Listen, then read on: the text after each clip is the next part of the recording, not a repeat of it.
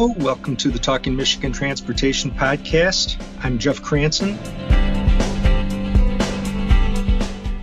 A number of states have added safety cameras that monitor speeds in school zones across the country.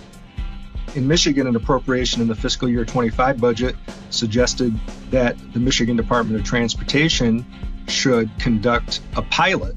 So in other words, study the technology and how it works. And the folks working on that are very close to awarding a bid to a vendor to try it out in a school zone in the state. We'll be eager to see how it goes. But in the states that have done this, they've noticed that it works to reduce speeding through school zones, which is a huge concern of everybody's, obviously, who care about students crossing the street. A study by the Insurance Institute for Highway Safety in Montgomery County, Maryland, of these cameras used in school zones and residential streets with speed limits of 35 miles per hour or lower, found that on roadways with the cameras, the likelihood of a driver exceeding the speed limit by more than 10 miles per hour decreased by almost 60% compared with similar roads in other counties.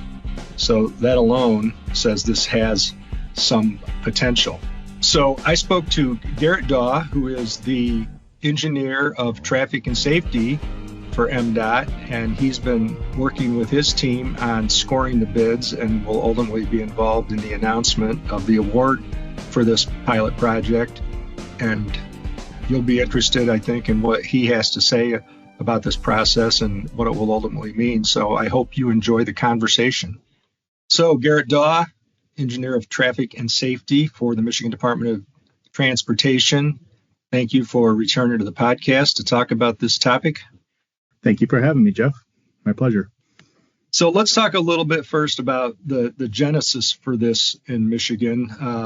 There was an appropriation in the fiscal year 25 budget, meaning it was agreed to in 2024, and it was sponsored by our then Approps Subcommittee Chair, Representative Puri.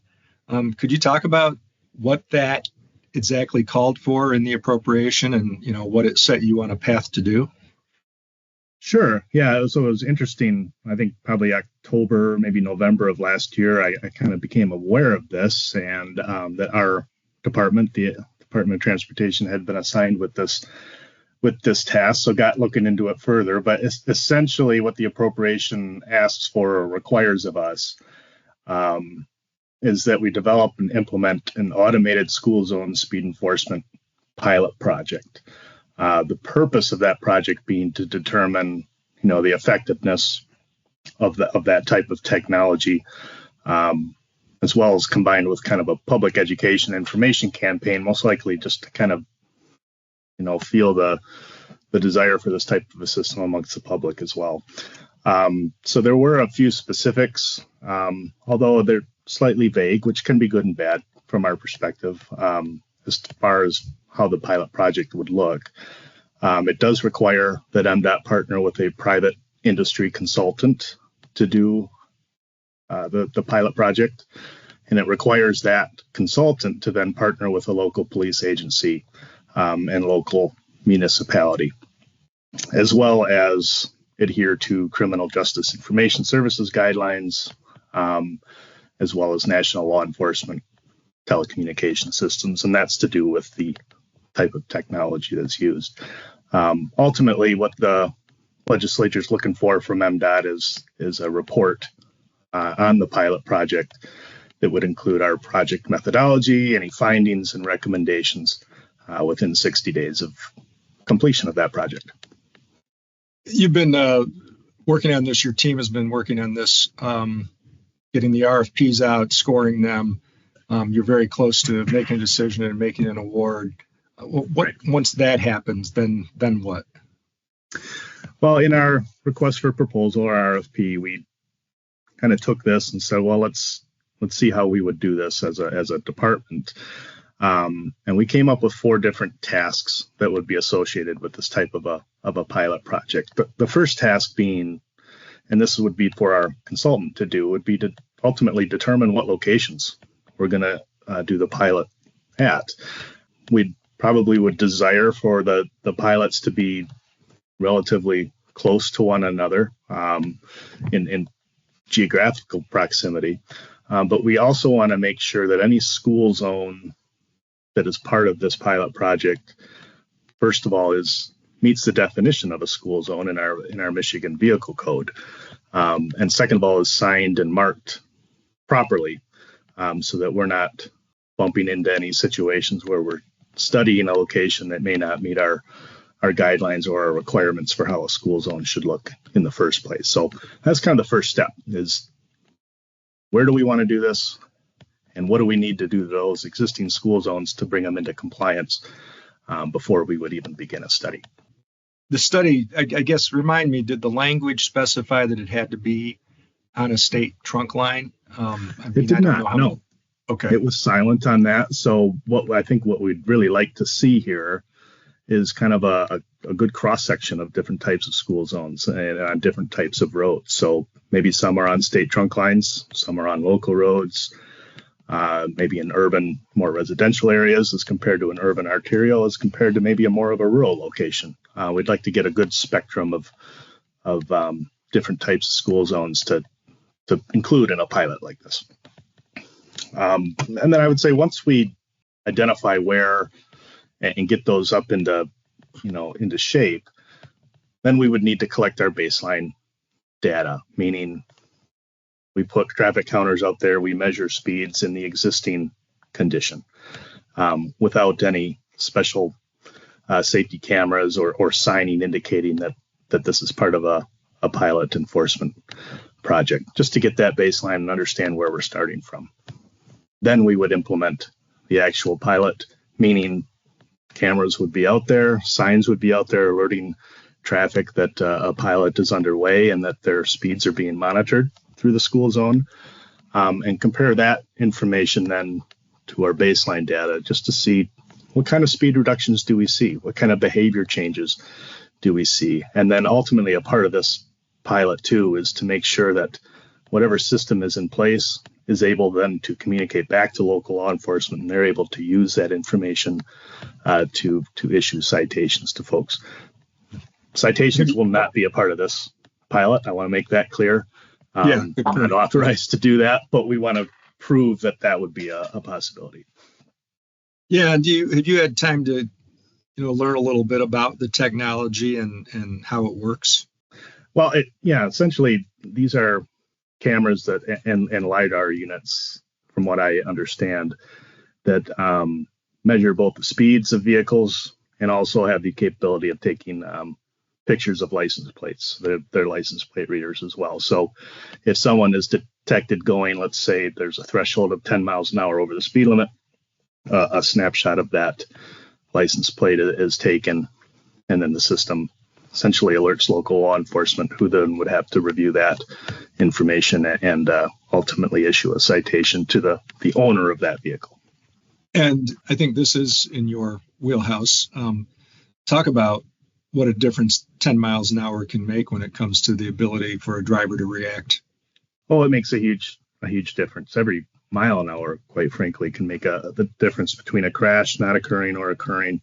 And then when we're talking about susceptible areas, such as school zones or such as work zones, places where there are people outside of vehicles, pedestrians, bicyclists, vulnerable road users using the roadway, that speed starts to matter even more. So it's one thing for two cars to crash into one another with a speed differential of, say, 20 to 30 miles per hour. It's a totally different thing for a vehicle to crash into a person at that same speed differential. The severity can be catastrophic, quite frankly. So that's the idea behind doing these types of technology deployments in these vulnerable areas, is that if you can reduce speeds here, you can potentially reduce the severity of outcomes resulting from higher speeds. So as an example, as of a couple of years ago anyway, there were 12 states that employed this in one way or another. And, they really represent a variance, states with some big urban centers, but also vast areas that are rural. And those include Arkansas, Colorado, Georgia, Illinois, Maryland, Missouri, New York, Rhode Island, Tennessee, Utah, Virginia, and Washington. They use school zone automated speed enforcement Georgia and Rhode Island, the school zones are the only locations where that kind of enforcement is allowed. So Michigan wouldn't be an outlier by any means. This follows already on legislation that was adopted last year that's got folks at MDOT working on setting up a program to do automated enforcement in work zones. And we'll learn some things, and I know you'll be watching that closely too. But overall, I guess what would be the best case scenario coming out of this? What would you really kind of hope to find out? Well, I'd like to hope that, when this pilot project is over, we've demonstrated that the presence of a system like this is successful at lowering speeds, entering and exiting and driving through school zones, especially during those arrival and dismissal periods. We would also, through this pilot, in the best case scenario, determine what the ideal setup is for our physical field devices, such as the cameras and license plate readers, to ensure those optimum results. And that we confirm and understand the demand that would exist on local law enforcement resulting from such a system like this. Are they just likely to be completely inundated with information and citations to issue, or is it kind of an initial time period where that may be the case, and then it settles out beyond that, which is really what you would hope for, in that violations go significantly down as a system ages. That we gain public feedback and some lessons learned on that side of things. What's the public reaction to a system like this? Maybe what fears do we have that don't come to fruition, or what fears exist that we weren't thinking about to begin with? And then ultimately, in my mind, I would love to see us gain a tool in the highway safety arena that helps us move Michigan towards zero deaths. And I think, if all goes well, and in a best case scenario on this project, we gain that tool, and we give the legislature good information to help them make an optimum decision regarding any future legislation on this topic. Yeah, I think you're right. And I know that legislation stalled last year, as a lot of legislation did in the Michigan House. But Representative John Fitzgerald of Wyoming had sponsored a bill that would allow for school zone enforcement. This pilot was on a separate track, and it's a good thing that it's moving forward. So far, nobody's reintroduced that bill, but I know there's still interest among a number of lawmakers. Representative Fitzgerald has, like 6 school districts in his House district, just because Wyoming, which is a suburb on the southwest side of Grand Rapids, has like 5 school districts alone that touch the city. So he has big concerns about the number of students, making their way by foot or bike to school and crossing these streets. What do you hear as you talk to people about this? If you just do like informal polling, and take people's temperature, do you hear mixed thoughts on whether this would be a good thing, or do you think that there's, at least I guess in your circle, wide support?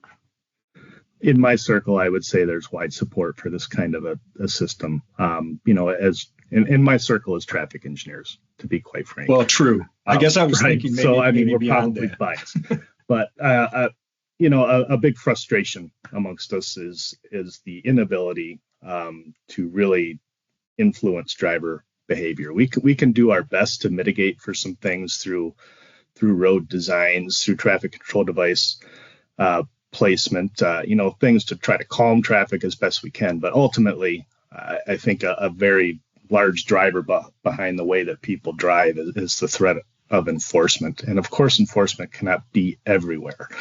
So a system like this that automates it, to me, has a lot of potential for traffic safety improvements. And I'm excited to see a system like this piloted. And I know the folks in my circle are also interested to hear the results and certainly optimistic about it.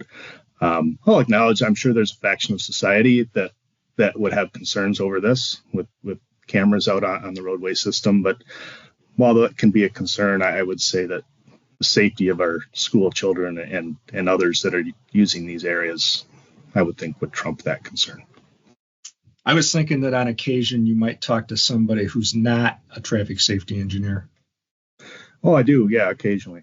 Maybe you might be one of them, Jeff. But yeah, no, I would say, for the most part, anytime I have a conversation surrounding this topic with anyone, whether it's work zones at schools, in general, I would say it's a pretty positive outlook on the capabilities and potential of this type of technology. We will continue the conversation right after a quick break. Even with the best planning, backups and traffic congestion can occur during road construction. This can pose hazardous situations for both motorists and construction workers, particularly when drivers are distracted. Motorists are more likely than workers to be killed or injured in work zone-related incidents. Additionally, the leading causes of all work zone-related crashes are distracted driving and speeding. So it's crucial to do your part in ensuring the safety of both drivers and focusing on your most important task, safe driving. Slow down and stay focused. You were dealing with this at the region level for a while and then took on this statewide role a year and a half ago or so. Talk about, I guess, in the context of what you just said, driver behavior, and there's only so much that a DOT can do, and this isn't unique to Michigan. This is a frustration across the country and at the DOT level, at the city level, at the county level, that people's first reaction after a horrific event is, what are you guys going to do about it? And you and your colleagues dutifully assess it and think, what can we do about it? But How do you balance the frustration of that, knowing that there's only so much you can do to human-proof the system?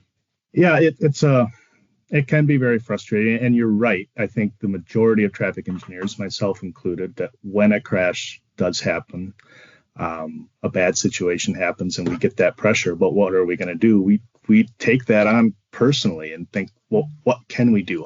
What could we have had in place potentially that may have prevented this from happening? I don't think we'll ever get away from that, but I do think it's important to acknowledge sometimes that just acknowledging that we want to make it better, or that maybe we could do something to prevent that from happening in the future, doesn't necessarily mean it was our fault that the crash happened. There's likely some sort of driver behavior aspect that can be applied to that crash happening. But what can we do maybe to help mitigate for those behaviors? We know they're going to happen. Humans make mistakes. People do it all the time. I do it myself probably every time I drive. Should that mistake result in a death or a serious injury? No. So I think if we focus on, what are the roadway attributes associated here with this crash, focus less on the driver behavior aspect, more on the road itself, we can start to find ways to help mitigate for these as best we can. But sometimes we just have to acknowledge that maybe there wasn't anything that could have been done in that specific situation. But often there is usually something that we can do to at least mitigate. What's your level of cringe when you hear somebody use the term dangerous road or dangerous intersection? I wouldn't say I cringe. I mean, I get a little annoyed by it, especially if it's a location that I know is, based on our standards and everything, it is or should be safe. It's designed properly. We've got the sight distance that we need. But I wouldn't say I cringe at all, Jeff. I think sometimes I interpret hearing that from the public or from a local official, meaning they just feel uncomfortable for whatever reason at that intersection or on this segment of road. And I try to dive into it and figure out, why is that? Are there near misses that we don't know about? Is there something that we're not seeing, at least on the surface, that's going on here that we could potentially solve? So maybe I'm unique. I don't cringe that much towards that. I usually try to think of it proactively and think about what we could do to address it. That's a very positive attitude, I think. Real quickly, while we're on that topic, and I've got you, talk a little bit about what's going on and strides that are being made, I guess, with technology toward trying to limit wrong way driving. Oh, there's a lot of stuff out there. I mean, anything from traditional traffic control device deployments, such as more signs, brighter signs, paint in the roadway with an arrow perhaps indicating which way to go and which way not to go, turning guidelines to direct folks into the correct ramp, especially at those locations where an on and off ramp entrance might be right next to each other. That's, there's a lot of potential out there in just those simple things, but there's also some new technologies coming. There are signs that can flash either through a flasher above a sign or flashes around the border of a sign, a wrong way sign or a do not enter sign, for example, that some of them flash all the time. Some may only flash when a wrong way vehicle is detected. So there's that type of technology. And then there's even technology out there, and we've deployed it at a few locations that has the ability to not only flash at a driver and try to alert them to the fact that they're going the wrong way or about to go the wrong way, but it can also alert our traffic operations centers and thus police agencies that there's a potential wrong way driver out on the roadway. There are also camera technologies out there now too that can detect wrong way movements and alert our operations centers. So certainly a lot in that arena. In my opinion, I mean, it's kind of an expensive option in many cases, so you have to be selective as far as where you would put it based on your risk of wrong way driving. Right. Well said. Well, thanks, Garrett, for talking first and foremost about the automated enforcement in school zones, but some of these other things that I know definitely feed your passions and make your work worthwhile. I appreciate you taking the time to do this. Thanks, Jeff. My pleasure. I'd like to thank you once more for tuning in to Talking Michigan Transportation. You can find show notes and more on Apple Podcasts or Buzzsprout. I also want to acknowledge the talented people who help make this a reality each week, starting with Randy Debler, who skillfully edits the audio, Jesse Ball, who proofs the content, Courtney Bates, who posts the podcast to various platforms, and Jackie Salinas, who transcribes the audio to make it accessible to all.